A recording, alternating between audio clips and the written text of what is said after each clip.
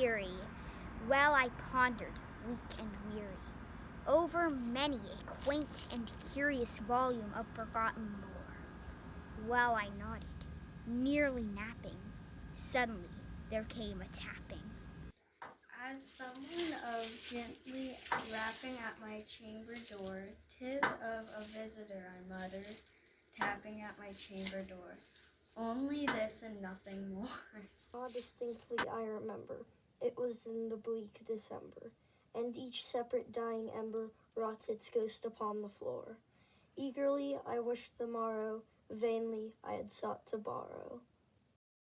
From the books surcease of sorrow, sorrow for the lost Lenore, for the rare and radiant maiden, whom the angels named Lenore, nameless here forevermore. And the silken, sad, uncertain rustling of each purple curtain thrilled me, filled me with fantastic terrors never felt before, so that now, to still the beating of my heart, I stood repeating. 'Tis some visitor entreating entrance at my chamber door. Some late visitor entreating entrance at my chamber door. This is it, and nothing more. Presently my soul grew stronger, hesitating then no longer. Sir, said I, or madam, truly your forgiveness I implore. But the fact is I was napping, and so gently you came rapping. And so faintly you came tapping, tapping at my chamber door, that I was scarce sure I heard you. Here I opened wide the door, darkness there, and nothing more. Deep into that darkness peering, long I stood there, wondering, fearing, dreaming dreams no mortal ever dared to dream before. But the silence was unbroken, and the stillness gave no token. And the only word there spoken was the whispered word Lenore. This I whispered, and an echo murmured back the word Lenore. Merely this, and nothing more. Back into the chamber, turning my soul within me burning. Soon again I heard a tapping somewhat louder than before. Surely, said I, surely that is something at my window, Lucy. Let me see, then, what thereat is, and this mystery explore. Let my heart be still a moment, and this mystery explore. 'Tis the wind and nothing more. Open here I flung the shutter, when with many a flirt and flutter, in there stepped a stately raven of the saintly days of yore. Not the least obeisance made he, not a minute stopped or stayed he. Maiden of the Lord, or the lady, perched above my chamber door, perched upon the bust palace, just above my chamber door, perched and sat, and nothing more.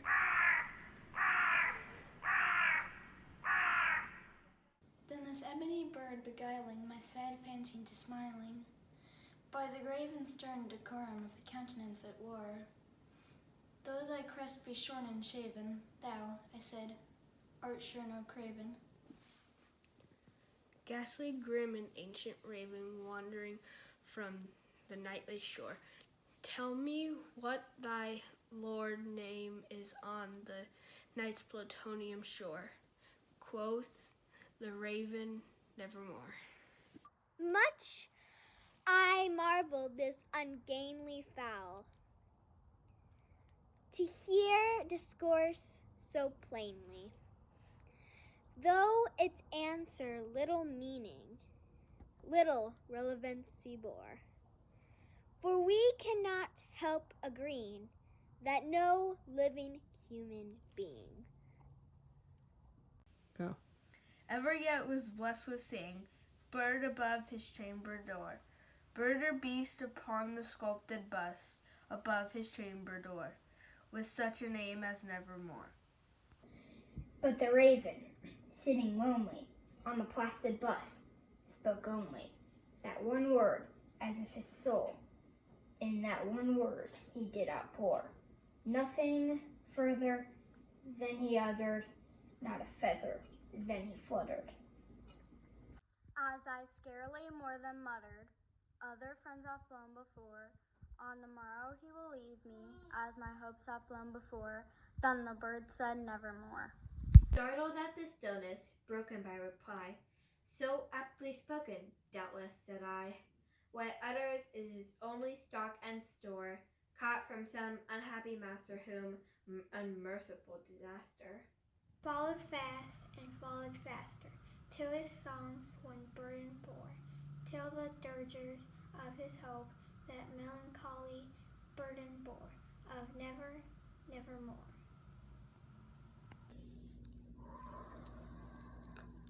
Okay.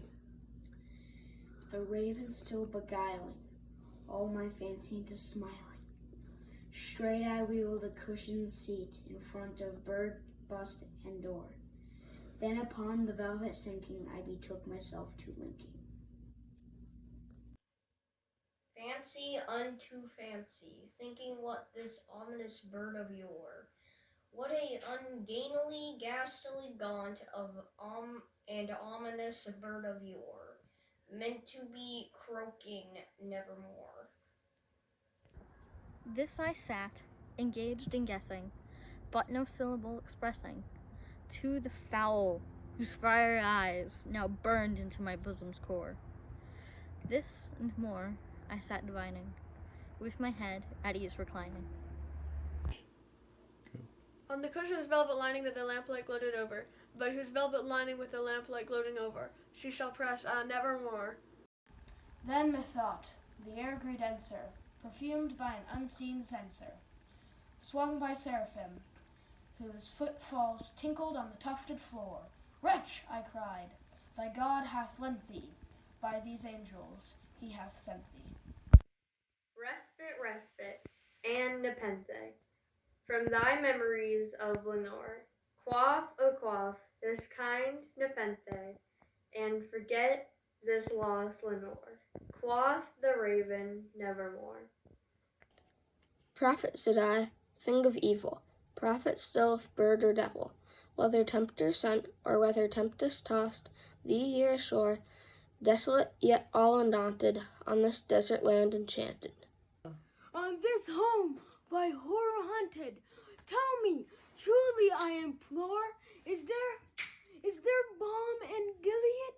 Tell me, I implore, quoth the raven, nevermore. Prophet, said I, thing of evil, prophet still, if bird or devil, by that haven that bends above us, by that God we both adore, tell this soul with sorrow laden, if within the distant Aidenn. It shall clasp a sainted maiden whom the angels named Lenore, clasp a rare and radiant maiden whom the angels named Lenore, quoth the raven, nevermore. Be that word our sign of parting, bird or friend, I shrieked upstarting. Get thee back into the tempest and the night's Plutonian shore. Leave no black plume as a token, lie thy soul hath spoken. Leave my loneliness unbroken, quit the bust above my door, take thy beak from out my heart, and take thy form from off my door, quoth the raven, nevermore. And the raven, never fitting, still is sitting on the pallid bust of Pallas, just above my chamber door, and his eyes have all the seeming of a demon that is dreaming.